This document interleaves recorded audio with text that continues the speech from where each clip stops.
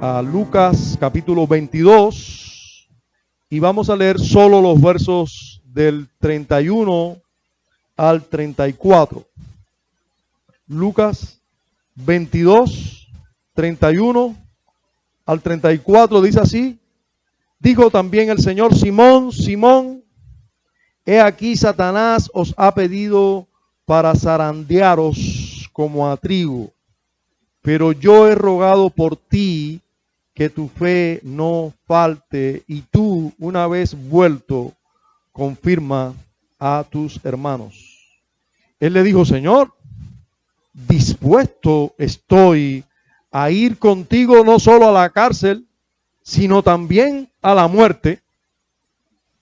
Y él le dijo: Pedro, te digo que el gallo no cantará hoy antes que tú niegues 3 veces que me conoces. Padre, tú eres bendito por los siglos. Seas tú veraz y todo hombre mentiroso.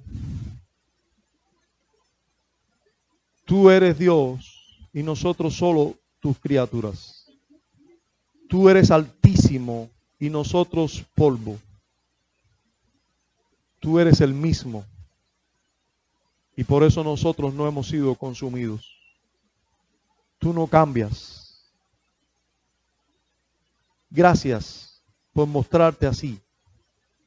Gracias por ser un Dios muy alto y muy por encima de cualquier humano. Gracias por tu fidelidad, pero también gracias por tu amor para con todo tu pueblo. Te imploramos tu auxilio en esta exposición de tu palabra en Cristo Jesús. Amén. Alrededor del año 1000 antes de Cristo existió un rey y conocía a Dios en lo íntimo. Conocía a Dios en lo íntimo. Un hombre que pudiéramos decir se deleitaba en Dios. Se gozaba en Dios. Cuando estaba solo podía saber que Dios estaba con él. Cuando estaba solo y vivía un peligro, su Dios era su escudo y su fortaleza, y el que lo fortalecía en medio de cualquier batalla. Ese rey era además un excelente amigo, tenía muchos dones, era un hombre valiente. Este hombre no parecía temerle a nada. Este hombre le temía a Dios nada más. Cuando habían personas acobardados por enemigos, este hombre decía: ¿a quién ustedes le tienen miedo? Si Dios está con ustedes, ¿quién contra ustedes? Llegó a ser un hombre de muchas victorias, de victorias en guerras literales. Este hombre llegó a ser, pudiéramos decir con toda seguridad, el mejor líder de toda la antigüedad. Si había un líder digno de imitar, era este hombre. Lo siguieron hombres que eran un desastre y se convirtieron en hombres valientes. Pero un día, decidió tomarse unas vacaciones. Un día decidió disfrutar un poco de su reino, deleitarse un poco en todas las cosas que Dios le había dado. En definitiva, él se lo había ganado por muchas victorias y tenía un reino majestuoso. Tenía muchas conquistas que celebrar. Así que se relajó un poco. Decidió relajarse. Y ese mismo día comenzó a liberar sus ojos. ¿Por qué le voy a poner barrera a los ojos? ¿Por qué voy a tomar medida con lo que mis ojos miren? Que vean, que se deleiten en todo su reino y en todo lo que tiene, y que observe todo lo que quiera y que mire todo lo que quiera en estos ojos. Incluso miró lo que no es lícito y conveniente mirar. porque no todo es lícito y conveniente mirar. Hay muchas cosas que podemos mirar y que debemos mirar, pero hay cosas que no debemos mirar.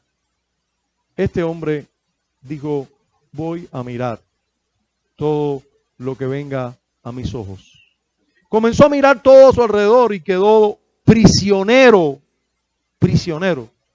porque así somos los hombres, frágiles. Quedó prisionero del cuerpo hermoso de una mujer.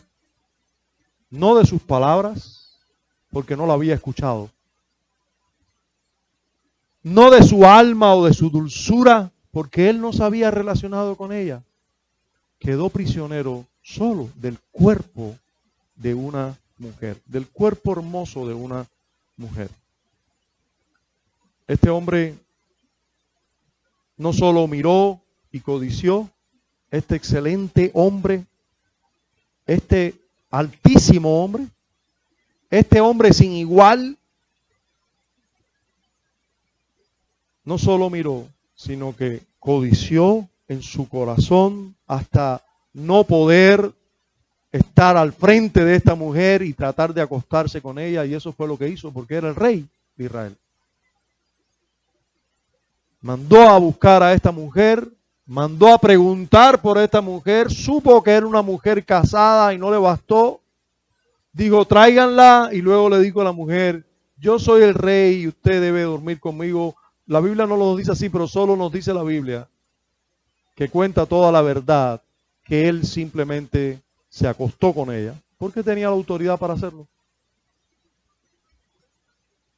El asunto fue que tú puedes ocultarte de todo el mundo,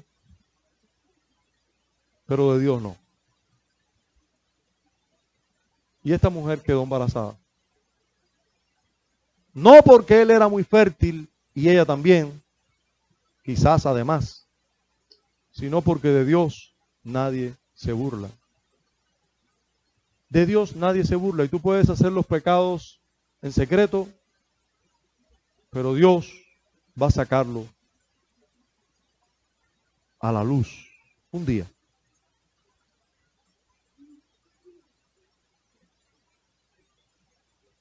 Este hombre no le bastó eso y quiso ocultar su pecado. Mandó a buscar al esposo y quiso tenderle una trampa al esposo, haciendo que éste se acostara con su mujer para que el pecado quedara oculto y no se supiera de quién era hijo ese niño que venía en el vientre de esa mujer. Lo tejió todo para ocultar su pecado. Pero resulta que este hombre, que era esposo de esta mujer que él codició, tenía en ese momento más fortaleza espiritual que el gran y dulce cantor de Israel. Resulta que este valiente que estaba peleando por él en la guerra y que no estaba tomándose vacaciones, estaba en la guerra. Que no estaba dándole pierna y rienda suelta a sus ojos porque consideró que todavía estaba en la guerra, consideró que todavía estaba en la batalla, consideró que no era tiempo de tomar vacaciones, aunque el rey lo mandó a buscar y el rey le dijo, ve y acuéstate con tu mujer, pásala bien en tu casa, tómate unas vacaciones. Este hombre le dijo, no, rey, no estamos de vacaciones. El ejército de Jehová está en la batalla. Y yo, ¿cómo me voy a acostar con mi mujer cuando el ejército de Israel está en la guerra? Pero esa lección no le sirvió. No le sirvió a David. Y David dijo, bueno, ¿qué hay que hacer con este hombre? Ya sé que voy a hacerlo, voy a emborrachar. Y borracho seguro que él no va a hacer lo mismo. Y lo llamó a su casa y le dijo, siéntate a comer conmigo. Aquel hombre le dijo, ¿cómo me voy a sentar a comer contigo con estos manjares? Come conmigo, bebe. Bueno, lo convenció porque era el rey, de que comiera y bebiera, y luego le digo, y vete a tu casa después a descansar y a estar con tu esposa. Pero este hombre se quedó en el palacio. Durmió allí, tirado en cualquier lugar del palacio, pero no fue a acostarse con su mujer. Sabía que se iba a su casa, por supuesto, que su mujer allí, con un cuerpo hermoso, y era su mujer, lógico que iba a querer estar con ella, pero él no fue a su casa. Él se quedó porque estaba en guerra. se quedó y no fue. No le bastó esto al rey David, no le bastó esto. Y le dijo a este hombre, te voy a dar una carta para que la lleves a Joab. Y en esa carta, fíjense si fue cínico David. Fíjense cuán perverso puede ser un hombre de Dios. Fíjense si fue cínico que en esa misma carta le dijo al rey Joab, la carta que llevó este hombre, ve y pon a este hombre en lo más recio de la batalla. Y cuando venga el enemigo contra él, no lo defiendan para que muera en la batalla. Este hombre llevó esa carta sin abrirla, por supuesto, porque era una carta del rey para el general Joab. Se la dio al general Joab. Joab obedeció la ley, la ley del rey, o las palabras del rey, a pesar de la maldad del rey. Y mandaron a este hombre a lo más recio de la batalla. Allí murió como un valiente. Para su rey, para su Dios. Pero la maldad que contra él se hizo no podía quedar impune. Porque allá arriba hay un Dios que juzga todas las cosas. Y un día se le presentó a este rey un profeta y le dijo todo lo que tenía que decirle, que usted y yo conocemos, y si no lo conoces, léalo, en la Biblia está la historia mucho mejor que como yo la cuento. Pero lo que sí es cierto es que la noticia de la maldad de David se escuchó en todo el reino.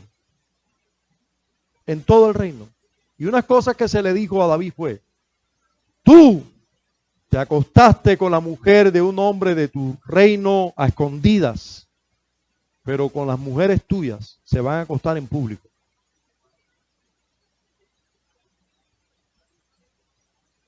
Y eso lo hizo un hijo suyo. Las noticias recorrieron el reino y más allá del reino se escuchó la noticia de la maldad de David. Tal es así que uno de los castigos que recibe David es precisamente porque los enemigos de Dios hablaron mal de Dios por culpa de David, por la maldad de David. Algunos blasfemaron el nombre de Dios por cuenta de David. Un hombre santo, hermanos y amigos, puede cometer pecados horribles.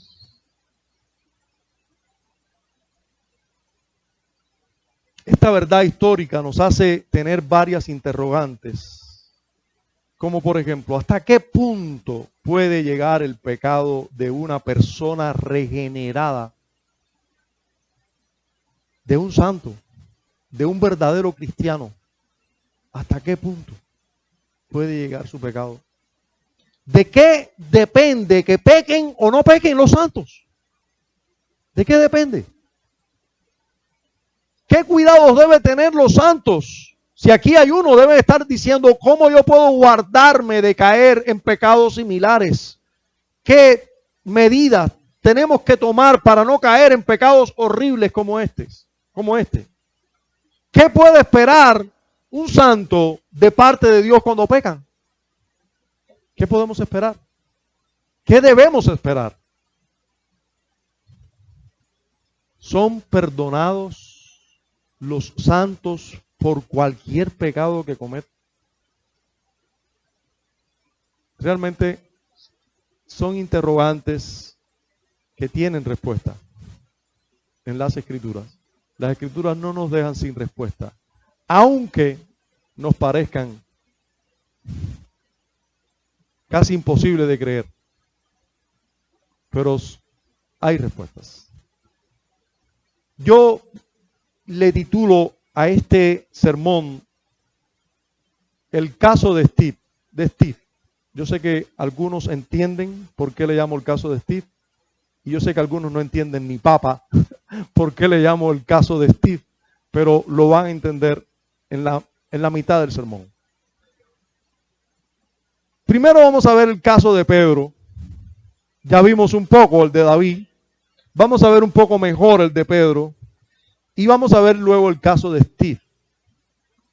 Pero sigan con la interrogante de quién es Steve, algunos, hasta que lleguemos allí.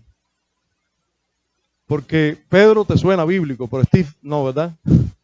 Yo espero que no te suene bíblico. El caso de Pedro, yo creo que nos va a ayudar a entender la respuesta a estas interrogantes. ¿Quién era Pedro? ¿Cuántos beneficios espirituales gozaba Pedro? ¿Quién era su maestro? ¿Quién era su ejemplo? ¿Qué doctrina tenía? ¿Quién era el apóstol? ¿Quién era Pedro? Que todavía no era el apóstol Pedro, pero que estaba en formación de ser un apóstol, ya era un discípulo del Señor. Hermano, si usted no lo tiene claro por cierta pregunta que me hizo Alián ahorita aquí, ya era un regenerado. Sí, ya los discípulos desde que fueron llamados por el Señor eran hijos de Dios, excepto Judas. Lo vemos después. Pero ellos no llegaron a ser cristianos después de Pentecostés. Ellos no llegaron a ser cristianos después que Jesús les dijo reciban el Espíritu. Ya ellos eran hijos de Dios. Por eso nos queda claro porque habían creído en Jesús. Nos queda claro porque Jesús dijo, mis ovejas oyen mi voz y me siguen. Y ellos siguieron a Jesús.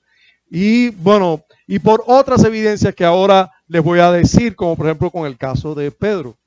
Ya era un creyente, si no se hubiera arrepentido de su maldad. Y ahí ya les voy dando datos, pero ya esta era una persona regenerada, llamada eficazmente por Dios. Sin embargo, pero además tenemos que decir más que eso, teniendo el mejor de los maestros, estaba en la mejor iglesia. La mejor iglesia del mundo no es iglesia bíblica de Jesucristo, ni tan siquiera iglesia bíblica del Señor Jesucristo en República Dominicana. Todos sabemos, todos hemos sido influenciados de alguna manera por los sermones de Sugel Michelén o de otros buenos maestros y predicadores, pero no es ninguna de esas iglesias la mejor iglesia del mundo. Si hay una iglesia que podemos decir la mejor iglesia del mundo fue esa de los 12, ¿verdad? Donde había un Judas incluso, pero era esa iglesia donde el mejor maestro del mundo estaba presente. ¿Sí o no? No hay otra mejor. Estaba en la mejor iglesia, en la más reformada de las iglesias, en la más bíblica de las iglesias, con el mejor pastor de todas las iglesias, el pastor de los pastores. Este era un hombre muy privilegiado. Hermanos, yo lo que quiero que usted ya esté pensando, que no importa los privilegios que usted esté gozando en esta iglesia, no importa los privilegios que usted está gozando, y yo creo que está gozando de privilegios. Yo lo creo así, porque puedo mirar la iglesia y sin ningún tipo de orgullo, puedo mirar la iglesia como está hoy en día, y la iglesia de nosotros, por la gracia de Dios, lo que está disfrutando, pero eso no te hace a ti,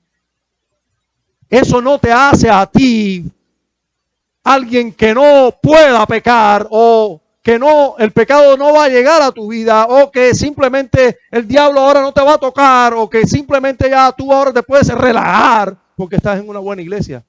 No, todo lo contrario. Nuestro texto dice que el diablo le pidió a Dios el alma, la vida de Pedro.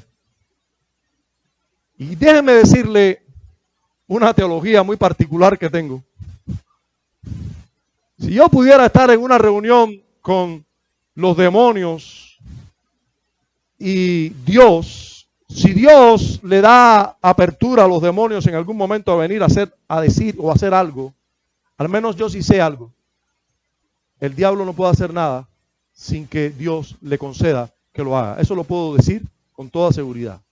Ahora, si Dios le concede lo que hace y de alguna manera él tiene que pedir un permiso, déjeme decirle lo que, ahora esto sí es mi teología. Yo creo que el diablo no va a pedir ningún permiso para ir a una iglesia pentecostal a hacerle nada a nadie allí, porque ya esos están engañados por él.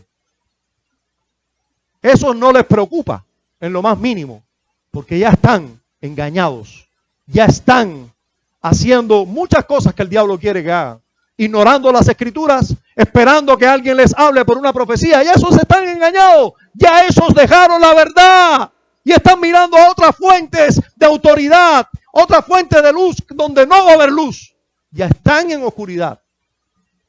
Pero contra quien sí va a ir con todas sus fuerzas, contra los que están cerca del Señor Jesús, contra los que están en la verdad, contra Pedro.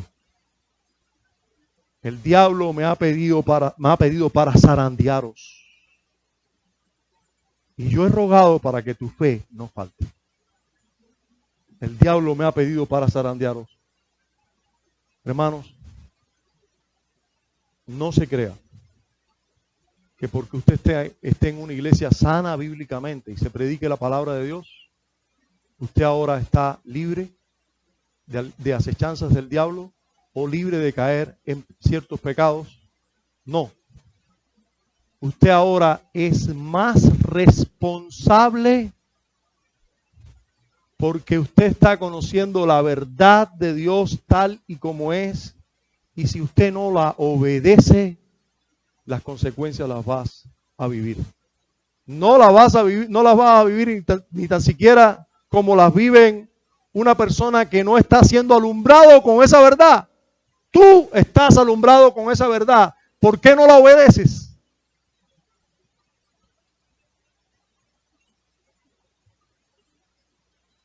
Si en otra iglesia, te lo voy a poner más sencillo, si en otra iglesia no oran, es lógico que no oren. ¿Usted sabe por qué? ¿Sabe por qué? Porque lo único que están haciendo es estimulando el esfuerzo humano, y el esfuerzo humano es vano. Y si lo hacen, cuando lo hacen por orgullo. Yo sí oro. Pero si usted sabe, por las Escrituras, la maldad que hay aún en su corazón, y la necesidad que usted tiene de la gracia de Dios para todo, y usted no ora, usted es muy responsable. Muy responsable. Entonces, lo que se espera es que de un verdadero creyente, donde esté siendo enseñado verdaderamente por las Escrituras, haya obediencia.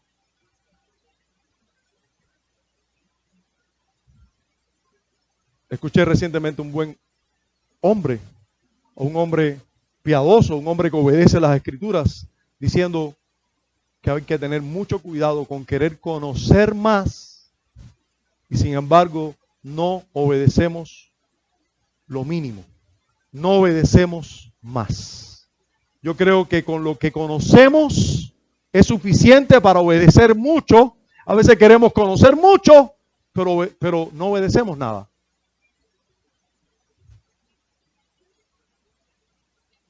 Pedro era alguien muy privilegiado. Era alguien que contaba con el mejor de los maestros, con la mejor iglesia, en la mejor comunión, con verdaderos creyentes. Al menos el 90% eran verdaderos creyentes o algo así. Discúlpenme los matemáticos exactos. De 12, 1, no, yo sé que no es el 90%, pero anda por ahí. Entonces, estamos hablando de una iglesia donde la mayoría eran verdaderos creyentes. Yo estoy casi seguro que en esta iglesia hay 1% peor, en esta. Y si juzgo otras iglesias siendo benevolente, yo sé que hay muchos que no son verdaderos creyentes. Así que probablemente la mayoría no sean verdaderos creyentes, pero nosotros estamos juzgando, viendo un caso de una persona que estaba en la mejor iglesia, con el mejor maestro, con la mejor influencia, con el mejor maestro de oración, con el mejor maestro bíblico, con el mejor maestro en la práctica y en lo teórico. Estaba con el Señor Jesús. Y este hombre pecó.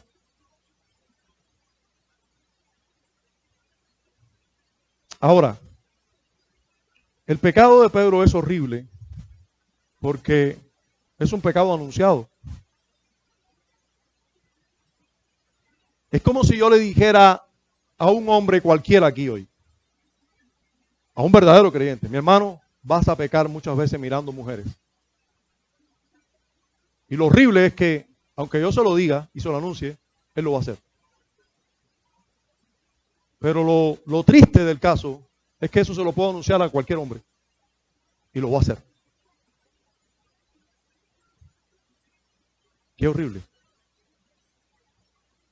Pero el pecado de Pedro no era tan fácil de anunciar, porque Pedro era guapo, porque Pedro, Juan nos cuenta lo que llegó a hacer con un hombre que vino buscando al Señor. Hasta el momento en que vinieron a buscar al Señor, él estaba dispuesto a dar su vida por el Señor de verdad. A lo mejor nosotros pensaban, Señor, yo voy a dar mi vida por ti, pero él no solo lo pensó, él lo dijo. Hay uno de los evangelios que dice, y los demás dijeron lo mismo, después de él, pero él era el primero en decirlo. Hermanos, eso que él dijo era la convicción de su corazón. Yo no creo que él haya dicho una cosa que no creía. Él creía.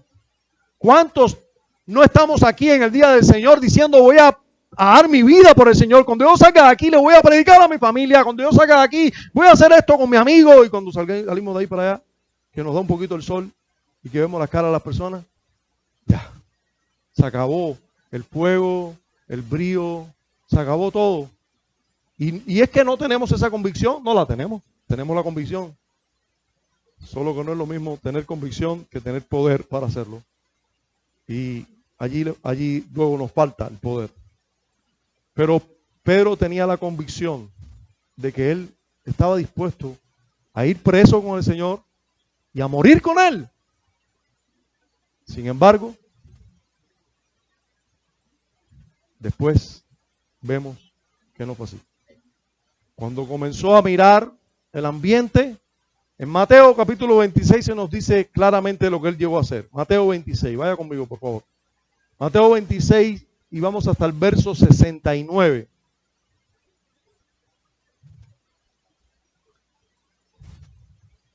Ya habían juzgado al Señor, les explico el contexto arriba, Mateo 26, 69. Ya habían juzgado al Señor, no tenían cómo juzgarle, ustedes saben, lo llevaron ante los sumos sacerdotes, llevaron testigos falsos, pero ningún testigo no coincidían. Los sacerdotes decían, compadre, no puedo creer ese testimonio, como que yo quiero escuchar un testimonio falso, pero no incoherente, pónganse de acuerdo, no había. Pero bueno, llegaron unos que dijeron, mira, él dijo que derribaran el templo y en 3 días lo iba a reedificar. A eso lo creyó un poquitico. Y entonces para él era un poquito creíble, ¿no? Y para allá, verso 69, y para allá fue el sumo sacerdote, ya dijo, esto hay que coger a Jesús de frente porque por los testigos falsos no podemos. Y le pregunta el sumo sacerdote a Jesús, ¿no te vas a defender? ¿No dice lo que dice esta gente de ti? Y Jesús no hablaba. No se defendió. Se ve que no soy yo. Pero él no se defendió. Y el sumo sacerdote le dijo, a ver, ¿tú eres el Cristo, el Hijo del Dios viviente? Le dijo, tú lo dices. Y bien dices. Y a partir de ahora verán al Hijo del Hombre sentado a la diestra del Padre y le verán venir con poder. Blasfemia. Y ahí formó todo lo que formó el sumo sacerdote, que parece que fue escandaloso y fuerte porque Pedro estaba viendo todo. Los demás discípulos, déjenme decirle, no estaban por todo aquello. El que se acercó para estar cerca de Jesús en toda esta etapa fue Pedro. Estaba allí en el patio del sumo sacerdote, estaba observando todo, pero cuando se puso la cosa caliente, que empezaron a golpear al Señor, a escupirlo.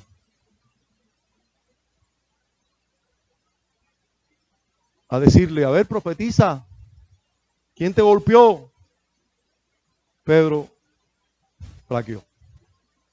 Y dice el verso 69, Pedro estaba sentado fuera en el patio y se le acercó una criada diciendo, tú también estabas con Jesús el Galileo. Mas él negó delante de todos, diciendo, no sé lo que dices, esta mujer. Saliendo él a la puerta, o sea, ya iba en retirada. Esta mujer me va a descubrir aquí. Sale en retirada y cuando está en la puerta lo vio otra. Y dijo a los que estaban ahí, oye, también este estaba con Jesús el Nazareno. Y Pedro le negó otra vez con juramento. Oye, te juro, no conozco al hombre, no me hable de él, yo no sé quién es ese. Un poco después, acercándose los que por allí estaban, dijeron a Pedro, verdaderamente también tú eres de ellos, porque aún tu manera de hablar te descubre. Un regenerado habla distinto. Tu manera de hablar te descubre.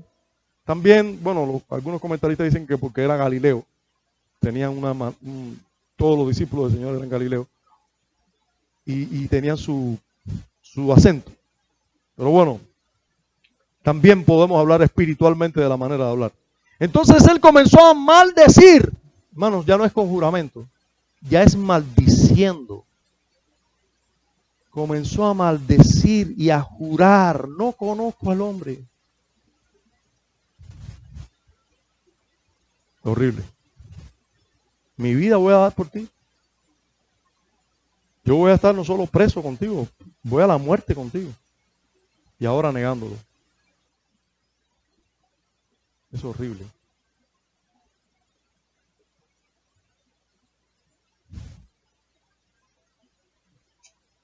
Y enseguida cantó el gallo. Entonces Pedro se acordó de las palabras de Jesús que le habían dicho: antes que él cante el gallo, me negarás 3 veces. Y saliendo fuera, lloró amargamente. Un creyente llora amargamente por su pecado.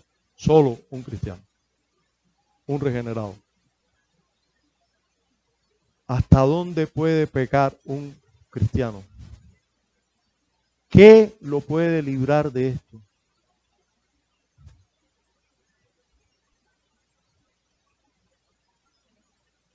El caso Steve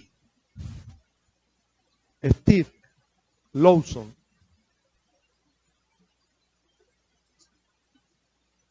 El doctor Steve Lawson era hasta hace poquitos días presidente y fundador de One Passion Ministries, un ministerio diseñado para equipar a los expositores bíblicos para llevar a cabo una nueva reforma en la iglesia.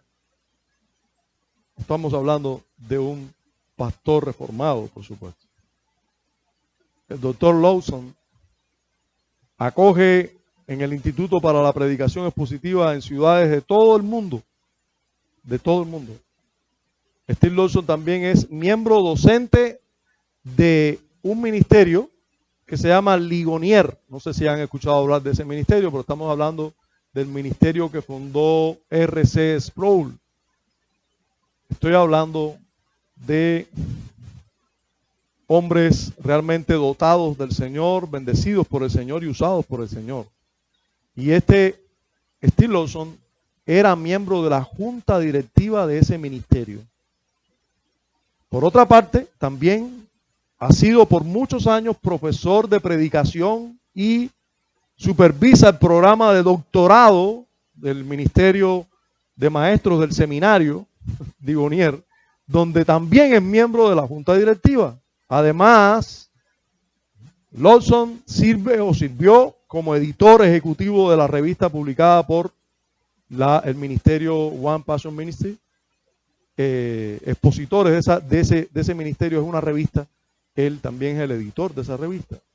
También ha servido como pastor durante 34 años en Arkansas y Alabama. Más recientemente él era pastor, había sido pastor de la iglesia cristiana de la comunidad no sé cómo traducir este término, Iglesia Bautista Christ Fellowship en Mobile, Alabama.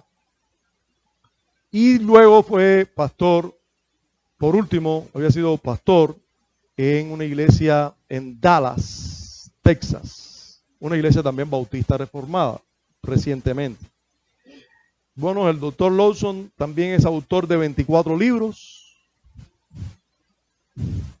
Yo estoy por sacar el primer folletico. Este hombre es el autor de más de 24 libros. Su obra más reciente, la más reciente, es La predicación apasionada de Martin Lloyd-Jones. Y Hay otro sobre la arriesgada misión de William Tyndale. Quizás los nombres le suenan muy raros a algunos, pero tengo que decir que todos esos nombres son nombres de hombres de Dios del pasado, hombres reformados, tanto Martin Lloyd-Jones como William Tyndale, que William Tyndale, en el caso de William Tyndale, un pre-reformador, en el caso de Martin Lloyd-Jones, un predicador del siglo pasado, pero un excelente expositor de las Escrituras, un hombre también bautista o reformado, porque no era bautista en el caso de Martin Lloyd-Jones. Sus otros libros incluyen el tipo de predicación que Dios bendice, el heroico de nuevo de Martín Lutero, fíjense qué tipo de literatura él escribió, el Evangelio de enfoque de Charles Spurgeon, son títulos de libros, los fundamentos de la tolerancia, pilares de la gracia, hambre en la tierra, los volúmenes de los Salmos 1 y 2 y de empleo en el Antiguo Testamento, bueno, comentarios de libros, etcétera. Él es el editor de la serie una serie también de predicaciones de la Reforma. Bueno, los libros de Steve Lawson se han traducido a muchos idiomas, incluido el ruso, italiano, portugués, español, alemán. Bueno, no sé si en Albania hay un idioma, parece, coreano, en el idioma de Indonesia o algún idioma de Indonesia. Bueno, ha publicado artículos en revistas, periódicos, tales como Expositores de Teología, bueno, y muchos otros lugares. El ministerio de predicación de Steve Lawson lo lleva a todo el mundo. O sea, es un predicador de todo el mundo que ha incluido todo el Reino Unido, Alemania, Suiza, Italia, Ucrania, Rusia, Nueva Zelanda, Japón, Brasil, República Dominicana, Sudáfrica, México y Canadá. Asimismo, da conferencias en Estados Unidos, incluyendo conferencias a pastores y ministerios como el ministerio de Ligonier, etc. Steve Lawson también es casado y tiene 4 hijos, 3 varones y una hembra. Y tiene hoy 73 años. Y hoy, o hace poquitos días, se supo que llevaba 5 años de relación ilícita con otra mujer.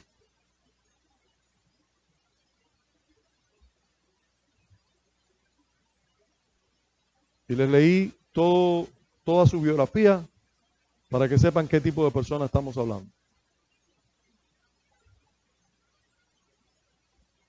Hay hombres reformados, pastores reformados como yo en el mundo, que pudiéramos decir de cierta manera, ¿no?, que su ídolo en la Reforma era Steve Lawson. Pastores bautistas reformados que pasaron por seminarios donde él era profesor, que dijeron, yo tuve 15 profesores, pero mi profesor, el que fue un ejemplo para mí, el que más me inspiró, el que más es Steve Lawson. Hombres de Dios que oyen a otros hombres de Dios predicar, que bueno, en el caso de nosotros, Steve Lawson es de habla inglesa, norteamericano. A nosotros quizás preferimos a Suje Michelén, porque usted va y le pregunta a un pastor bautista reformado norteamericano quién es Suje Michelén, y le dice quién es ese, porque es de habla hispana. Pero probablemente muchos de los pastores bautistas reformados de hoy, si tenían un predicador preferido, ese era Steve Lawson. Ni tan siquiera Paul Washer, Steve Lawson. Hermanos, ese hombre cayó. Y estamos hablando de 73 años.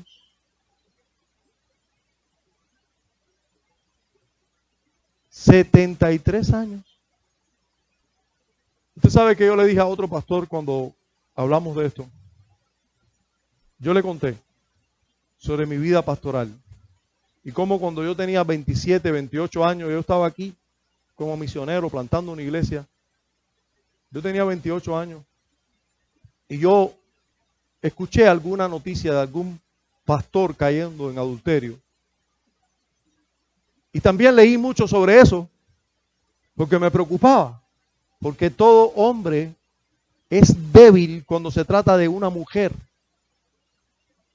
Y yo escuché o leí en muchos artículos que a los 40 o 45 años, o sea, en la década de los 40, Había muchos hombres que caían en pecado, porque era la época del nuevo redescubrimiento de sí mismo, qué sé yo, por muchas tesis. A esa edad se caía en pecado. ¿Usted sabe qué comencé a hacer yo? Desde que tenía 28 años, yo oraba por mis 40. Señor, guárdame a los 40. Guárdame ahora, déjame llegar a los 40. Fiel a ti, pero en los 40 guárdame. Bueno, el asunto es que recién cumplí 50. Y ya yo estaba ya celebrando victorias. Aleluya, pasé los 40, el Señor me sostuvo, gloria a su nombre, que me sostuvo y me escuchó mi oración. Y ahora escucho que un hombre como este, a los 70, ¿sabes qué? A mí se me aflojaron las rodillas, los dientes, todo se me aflojó. Todo se me aflojó. Porque no hay tregua hasta el último día. No hay tiempos de fortaleza. No hay tiempos en que ya no somos vulnerables. No hay tiempos en que puedo decir, ya puedo descansar, ya tengo 50, ya no me van a preocupar las mujeres, ya a esta edad no se cae en pecado. No, no hay tiempo de tregua. Mientras estemos al lado de acá, estamos en la batalla. Y solo cuando estemos el día antes de morir, porque nos van a decapitar o incinerar, o no sé, vivo, no sé, nos van a quemar vivo, quizás pudiéramos decir, he peleado la buena batalla, como dijo el apóstol Pablo. Pero hasta ese día se está peleando la batalla. Hermanos, el pecado es algo muy serio, pero muy real. ¿Qué implicaciones personales y eclesiológicas debemos sacar? ¿Qué enseñanzas debemos sacar de esta realidad horrible? Bueno, en primer lugar, que los mejores hombres han caído en pecados horribles. Note, no estoy hablando de un verdadero creyente solamente. No estoy hablando de un creyente consecuente con las escrituras, que de verdad vive una vida piadosa. No, estamos hablando de que dentro de esos creyentes que viven una vida piadosa, reconocen que este es irreprensible. Porque no estamos hablando de un pastor que llegó al ministerio en una iglesia donde yo quiero servir al Señor y te mandan para Tinguaro, y si das la talla en Tinguaro te mandan para Perico, y si das la talla en Perico te mandan para La Habana. No, estamos hablando de un pastor que creció en una iglesia bautista reformada, confesional, que si tú no eres un hombre cualificado, nunca vas a ser pastor. Dotado por Dios, hombre de una sola mujer, marido de una sola mujer, irreprensible en la crianza de los hijos, irreprensible en su conducta, en su carácter moral.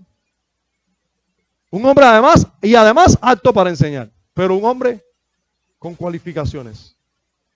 Pero no solo eso, un hombre que encima de que tiene cualificaciones para ser pastor de una iglesia local, es reconocido por otras iglesias como un hombre dotado para enseñar a otros pastores. Hermanos, ya hablamos de David, ya hablamos de Pedro. Ahora estamos hablando de un contemporáneo que no alcanza la talla de David y de Pedro, que no alcanza los privilegios espirituales que gozaron David y Pedro, pero que sí tenía privilegios espirituales. Hermanos, esto era un hombre que conocía la verdad de Dios, conocía los medios. Los mejores hombres han caído. No estoy diciendo que pueden caer, no, es que los mejores hombres han caído en pecados horribles. Ya esto es historia, no es algo que tiene que pasar otra vez. Es algo que ya ha pasado. ¿Qué estoy diciendo con esto? Bueno, estoy diciendo con esto que tenemos que mantener a los mejores hombres cubiertos de mucha oración. Hermanos, les voy a asegurar, no hay hombre fuerte. Les quiero reafirmar, le estoy diciendo todo esto. Todo esto salió del temblor en mis rodillas y en mis dientes. No hay hombres fuertes. Solo un Dios fuerte que sostiene a hombres débiles. No suelten a ningún hombre de sus oraciones. Sean responsables, hermanos. Cuando cayó Steve Lawson, caímos todos nosotros con él. Si tú conocías de él, ¿cuánto orabas por él? Hermanos, somos responsables de orar por todos los que en todo lugar invocan el nombre del Señor. Y si tú eres un hombre que conoce la verdad de Dios, conocías de Steve Lawson y nunca oraste por él, tú caíste junto con él. El día que caiga tu pastor, Dios lo libre de eso, caíste tú con él. Porque tú eres responsable de orar por él. El día que caiga un hermano de tu iglesia, tú caíste con él. Porque tú eras responsable de orar por él. Déjenme decir para los supersticiosos y los que leen entre líneas, que yo no estoy confesando ningún pecado mío aquí. Por la gracia del Señor, yo hoy estoy en pie, pero es que la Biblia me dice que aquel que cree que está firme, mire que no caiga. Hermanos, es una realidad que el pecado permanece aún en nosotros. No hay hombre débil. Hermanos, oremos por, no hay hombre fuerte. Oremos por todos los hombres, por los que parecen fuertes. Oremos, porque su fortaleza viene solo del Señor, porque ellos no son fuertes en sí, y porque si alguien pide a Satanás para zarandearlo, es a esos hombres. ¿Cuántos aquí tienen un sábado normal? Igual que otro día. Nunca un pastor tiene un sábado normal. Tiene un sábado lleno de tentaciones, de todo tipo. Para no hacer lo que tiene que hacer. Traer aquí palabra del Señor. Enseñanza de parte de Dios. Y de nuevo de parte de Dios. Pero eso sale muchas veces de muchas luchas. Cada día de la semana. Pero sobre todo cuando más responsabilidades espirituales tiene. Hermanos, oren por sus pastores. Oren por sus pastores. Oren por todos los pastores que conocen. Oren por esos hombres que Dios ha puesto a gobernar a su iglesia y que un día van a tener que darle cuentas a Dios de lo que hicieron con su iglesia. Usted sabe que usted va a ser tentado muchas veces a hablar mal de sus pastores. Muchas veces. ¿Cuántos pensamientos malos usted ha tenido de mí? No me lo tiene que decir. No me tiene que mentir. Yo sé que los ha tenido. Pero además, quizás muchos de esos pensamientos a veces los hablas. ¿Usted sabe qué es eso? Eso es la obra exacta, precisa del infierno, de Satanás, en contra de su iglesia. Porque lo que Dios quiere que tú hagas es orar por hombres que no son perfectos, hombres que son irreprensibles, pero que no se les puede sacar una cosita. No, ellos son ejemplos, son irreprensibles en el concepto bíblico de irreprensible, pero no son sin pecado, no son sin defectos. No hacen su trabajo perfecto ninguno. Todos necesitan la gracia de Dios para hacer las cosas como solo Dios los puede capacitar para hacer. Oren por sus pastores siempre. También debemos sacar por conclusión de este razonamiento que no debemos dejar de orar por nuestros hijos. No puedes dejar de orar, mi hermano y mi hermana, por tus hijos. No puedes dejarlos que crezcan sin el abono de la oración todo el tiempo, sin que Dios tenga su mirada puesta sobre ellos porque tú se lo pides a Dios. sin que Dios trate con sus vidas, porque, hermanos, si un hombre de Dios cae en pecados horribles, imagínense una persona que no tiene la gracia de Dios. Pídele a Dios por su gracia sobre tus hijos, porque pueden ser instrumentos de Satanás para hacer mucho mal el día de mañana.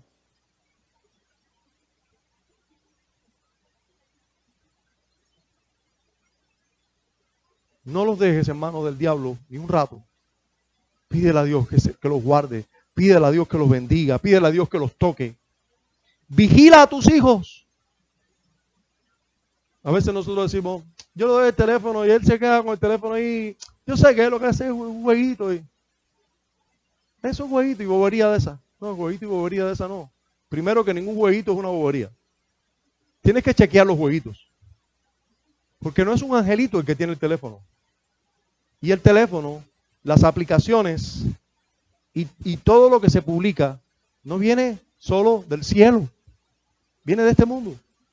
Y pueden encontrar muchas cosas buenas, pero creo que por cada cosa buena que hay en internet hay miles malas. Así que vele por sus hijos. Vele por el uso. ¿Qué está haciendo? No, ahí está jugando con el teléfono. ¿Por cuánto tiempo? ¿Por cuánto tiempo le estás dando el teléfono a tu hijo? Como si todo fuera inocente, viniera del cielo. Y no. ¿Por cuánto tiempo? ¿Y qué está haciendo con el teléfono? ¿Qué está viendo en el teléfono? Vele por tus hijos. Si hombres como estos hombres, sus ojos le hicieron caer. Hombres como David, sus ojos le hicieron caer. ¿Cuánto no va a hacer caer a un niño? A un adolescente, a un jovencito que está lleno de pasiones. Vele por sus hijos. El pecado es una realidad horrible. Si es horrible, si puede ser horrible un hombre piadoso, ¿cuánto más un hombre que no conoce la gracia de Dios? O de lo cual al menos no estamos muy seguros. Yo no estoy seguro de la conversión de Alián como de la conversión de Adrián. Yo no puedo estar seguro que Jan Oreste diga yo soy cristiano de la conversión de Jan Oreste como la conversión de su padre. No puedo estar seguro. Y mientras yo no esté seguro, yo voy a clamar, Señor, sálvalo. Y hace evidente su salvación. Pero además voy a velar por él. Voy a velar porque no se meta en pecados horribles que mañana pueden ser un vicio como el que tomó a David.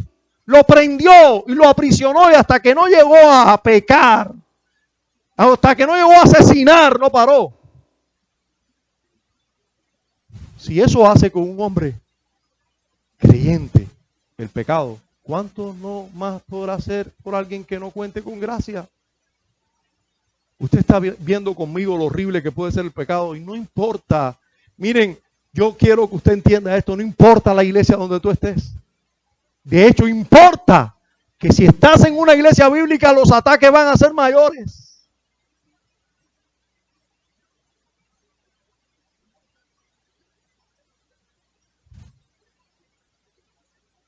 Quiero también exhortarte a que no dejes de orar por tu cónyuge. Mañana, tarde y noche y velar por él. Ese es tu compañero de lucha. Y el diablo va a querer que ustedes estén separados. Porque sabe la bendición que hay en que ustedes estén unidos. No dejes de orar por tu cónyuge. No sé la situación espiritual que esté tu esposo o esposa. No sé en la condición espiritual que esté, no sé en la condición que esté en Cristo, me refiero, si está en Cristo o no. Pero cualquiera sea el caso, si usted está en Cristo, no deje de orar por él o por ella. No deje de hacerlo intensamente. El Señor le va a escuchar. Estoy seguro que el Señor va a escuchar todas nuestras oraciones. Él lo dice, por eso estoy seguro. Pero si ambos están en Cristo, eso no los hace que ya no va a haber problema. Eso no hace que ya no va a haber pecado. Miren, hermanos, los mejores hombres en pecados horribles. No confíes en la santidad de tu esposo. No confíes, hermana, en la santidad de tu esposo. Vela por él, ora por él. Cuando tú sepas que está solo, ora por él. Señor, guárdalo. Él es el que va a tener que dar ejemplo de cómo usa su teléfono, su internet, y velar por sus hijos, pero ¿y quién vela por él? Vela tú por él. Mi hermano, no confíes en la piedad de tu esposa ciegamente. Da gracias a Dios por lo que es tu esposa, pero no confíes ciegamente en eso. Vela por lo que ella hace y ora por ella incesantemente. No confíes. Hermanos, no hay nadie firme y fuerte. No hay nadie. Alguien puede decir aquí, alguien puede tomar una piedra y tirársela a Steve Lawson porque con 69 años, 68 años comenzó una relación ilícita con una mujer. Nadie puede hacer eso. Nadie puede tomar una piedra y lanzársela acusándolo. Tú eres culpable y yo no haría eso jamás. Nadie puede hacer eso. Pero si hombres como David, como Pedro y como Steve Lawson cayeron tan bajo, eso nos está diciendo que cualquiera de nosotros puede caer en lo mismo. Cualquiera de nosotros. En segundo lugar, como conclusión, los mejores medios no han librado a los mejores hombres. ¿Oyeron? Los mejores medios no han librado a los mejores hombres. David estaba en el centro de la vista de Dios, en el reino bendecido de Dios, puesto por Dios en ese reino. Contaba con la palabra de Dios revelada, la tenía él. Él podía hacer uso de ella y él mismo fue autor de ella. Inspirado por Dios muchas veces. Oraba como casi nadie. Un pequeño descuido de los medios fue suficiente. Un día de descuido. Un día de descuido. En la mejor iglesia, la única que había en su tiempo, Israel. Pedro, la mejor iglesia, el mejor maestro. Viendo al maestro. Los medios, los mejores medios, no nos libran. No pueden librarte del pecado. Son útiles para librarnos del pecado, indudablemente. Usted sale de Israel y los pecados de los reyes fuera de Israel eran peores. Esto en David fue un evento. Eso lo hacían los reyes impíos todo el tiempo. David solo un momento, él no practicaba el pecado, él cayó en ese pecado. Pero hermano, aún así, los mejores hombres, con los mejores medios, en los mejores lugares, han caído en pecado.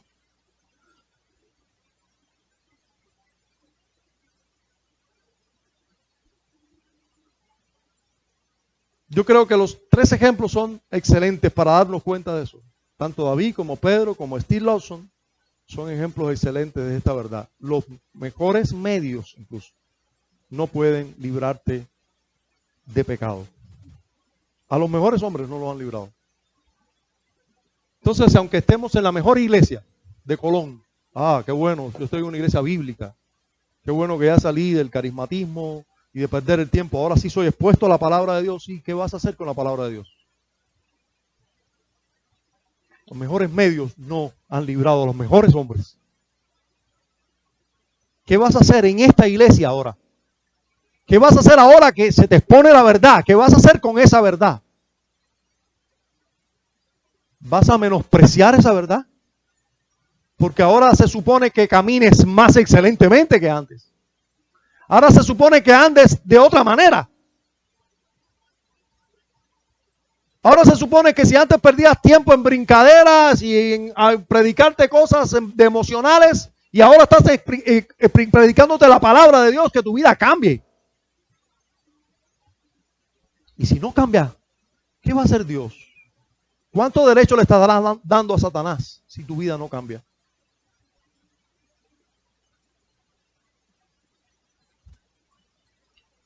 Aunque estemos en la mejor iglesia, que no es esta, pero aunque estemos bajo el mejor maestro, que no es este, el pecado está al acecho.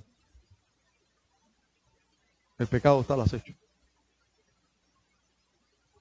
Mientras estemos en este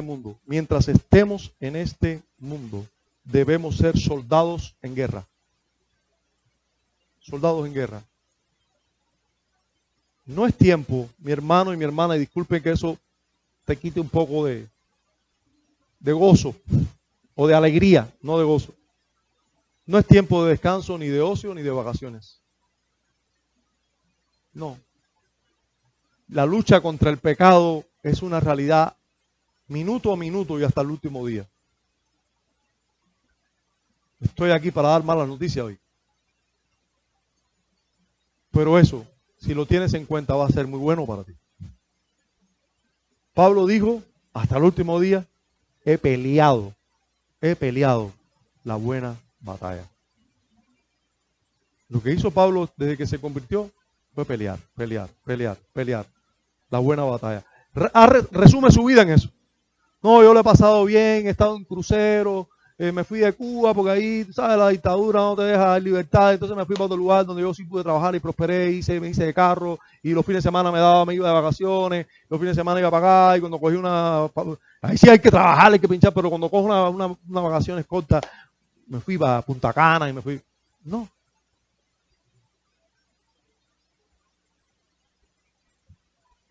Hermano, tristemente, de un corazón regenerado también pueden salir todos estos deseos. Vacaciones, y ahora sí puedo relajarme, y ahora sí puedo. De un corazón regenerado salen estos pensamientos.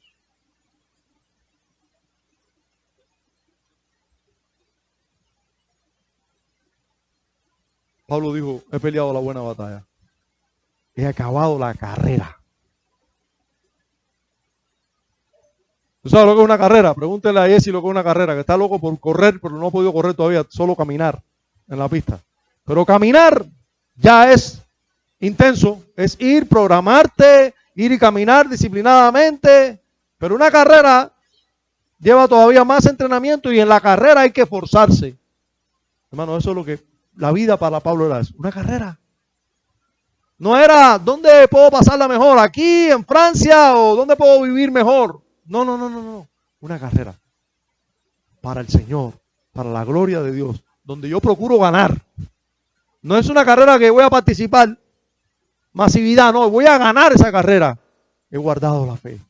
Me he mantenido mirando al Señor. Me he mantenido cuidando esa relación con mi Dios. Me he mantenido mirándole a Él. He guardado la fe. Vivir una vida piadosa es posible. Sí. Vivir una vida en victoria es posible. Vivir una vida sin pecado no es posible. Pero vivir sin practicar el pecado sí es posible. Bendito sea Dios, sí es posible. Pablo es un ejemplo de una vida piadosa, sin practicar el pecado y sin caer en pecados horribles. Enoc caminó con Dios. Caminando con Dios día a día. Es posible. Minuto a minuto. Señor, sosténme. Señor, cuídame. Señor, levántame. Señor, mira mis miradas pecaminosas. Guárdame de ellas. Guárdame de pensamientos. No darle lugar. Camino contigo, Dios. Es posible. Ya ha pasado. Daniel es un ejemplo de una vida piadosa, sin pecados escandalosos. ¿Por qué?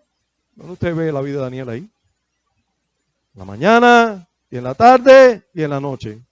Llueve, truene, relampaguee, haya leyes en contra, leyes a favor, me quiten la corriente, no me la quiten. Yo voy a orar a Dios. Porque yo dependo de Dios.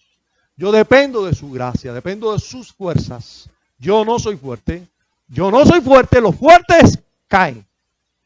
Yo no soy fuerte, yo soy débil, yo necesito a Dios. José es un hombre que Dios lo pone allí en un exhibidor también para que vea que es posible vivir vidas piadosas. Pero los hombres piadosos corren de aquellas tentaciones que él no están ahí para vencerlas, para mostrar cuán fuertes son en Cristo. No. Ellos saben que son débiles. Ellos saben que son débiles y ante muchas cosas corren. Corren en sentido contrario a donde está lo que puede dañarles. Hermanos, vivamos caminando con Dios. vivamos día a día peleando la buena batalla, haciendo uso de los medios gloriosos que Dios nos ha dado. Dios nos ha dado una Biblia, hermanos. Leámosla, instruyamos nuestro corazón con la verdad, alimentemos nuestro espíritu con la verdad, corramos la carrera para ganar. Nadie corre una carrera por participar a menos que tenga 50 años. Estoy en la carrera, tú viste, pero participé, yo tengo 50. Hermanos, corramos la carrera para ganar. Si apareciera el pecado en la carrera, si apareciera el pecado, si tropiezas, recuerda que Cristo murió por todos tus pecados, por todos ellos. Recuerda que no hay condenación para los que están en Cristo. Recuerde que hay uno rogando por ti delante del Padre para que tu fe no falte. Mira a Él nuevamente y levántate. Recuerda, por último, que el Dios sapientísimo, justísimo y clementísimo a menudo deja por algún tiempo a sus propios hijos en diversas tentaciones y en las corrupciones de sus propios corazones, a fin de disciplinarlos por sus pecados anteriores o para revelarles la fuerza oculta de la corrupción y del engaño de sus corazones, para que sean humillados y para llevarlos a una dependencia total, más íntima y más constante en Él, dependientes de Él, para hacerlos también más vigilantes contra todas las ocasiones futuras que puedan aparecer de pecado. Y también con otros fines santos y justos que nosotros a veces no podemos entender en el tiempo, pero incluso el pecado Dios lo usa para gloria de su nombre y bien de su reino y bien de nosotros. Dios lo usa. Así que podemos decir todo lo que ocurre a cualquiera de sus escogidos es por su designio, para su gloria y para el bien de ellos también, para que ellos cada vez más se parezcan a Cristo. Padre, tú eres bendito por los siglos. Nos horroriza ver la debilidad humana,